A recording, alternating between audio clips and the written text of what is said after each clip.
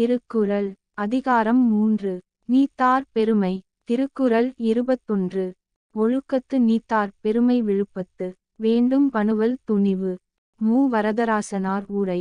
ஒழுக்கத்தில் நிலைத்து நின்று பற்று விட்டவர்களின் பெருமையைச் சிறந்ததாக போற்றி கூறுவதே நூல்களின் துணிவாகும். சாலமன் பாப்பையா உரை. தமக்குரிய ஒழுக்கத்தில் வாழ்ந்து ஆசைகளை அறுத்து உயர்ந்த மேன்மக்களின் பெருமையே சிறந்தனவற்றுள் சிறந்தது என்று நூல்கள் சொல்கின்றன. கலைஞர் உரை. ஒழுக்கத்தில் உறுதியான துறவிகளின் பெருமை சான்றோர் நூலில் விருப்பமுடனும் உயர்வாகவும் இடம்பெறும்.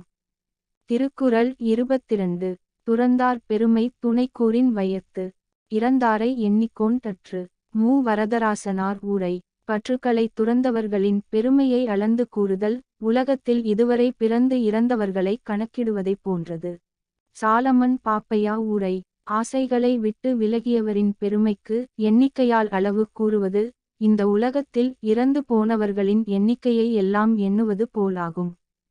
கலைஞர் உரை. உலகில் இறந்தவர்களின் எண்ணிக்கை எவ்வளவு என்று கூற முடியுமா?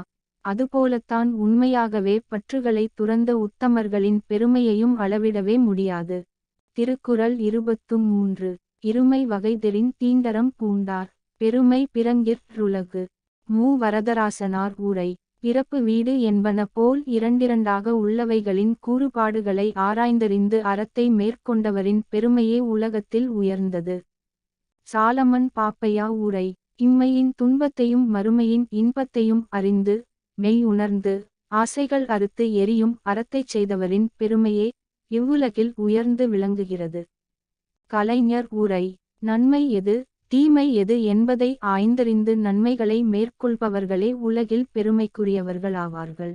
திருக்குறள் 24 உரனென்னும் தோட்டியான் ஓரைந்தும் காப்பான் வரனென்னும் வைப்பிற்கோர் வித்து. மு. வரதராசனார் உரை. அறிவு என்னும் கருவியினால் ஐம்பொறிகளாகிய யானைகளை அடக்கி காக்க வல்லவன் மேலான வீட்டிற்கு விதை போன்றவன். சாலமன் பாப்பையா உரை.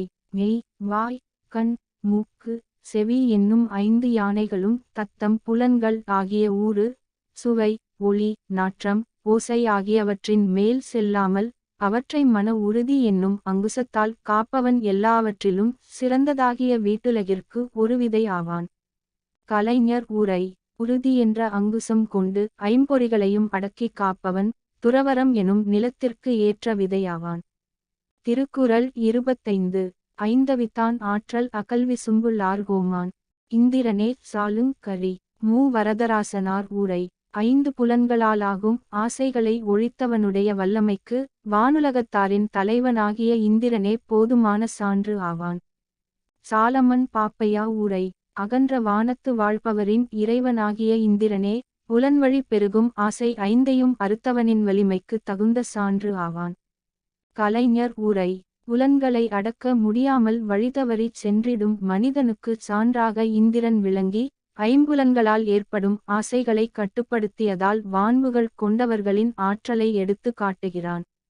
திருக்குறள் 26 செயற்கரிய செய்வார் பெரியர் சிறியர் செயற்கரிய செய்கலா தார். மு. வரதராசனார் உரை. செய்வதற்கு அருமையான செயல்களை செய்ய வல்லவரே பெரியோர். செய்வதற்கு அரிய செயல்களை செய்யமாட்டாதவர் சிறியோர். சாலமன் பாப்பையா உரை. பிறர் செய்வதற்கு முடியாத செயல்களை செய்பவரே மேன்மக்கள் செய்ய முடியாதவரோ சிறியவரே. கலைஞர் உரை. பெருமை தரும் செயல்களை புரிவோரை பெரியோர் என்றும் சிறுமையான செயல்களையன்றி பெருமைக்குரிய செயல்களை செய்யாதவர்களை சிறியோர் என்றும் வரையறுத்துவிட முடியும்.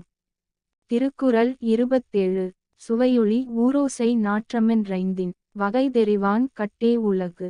மு. வரதராசனார் உரை. சுவை ஒளி ஊறு ஓசை நாற்றம் என்று சொல்லப்படும் 5 வகைகளையும் ஆராய்ந்து அறிய வல்லவனுடைய அறிவில் உள்ளது உலகம். சாலமன் பாப்பையா உரை.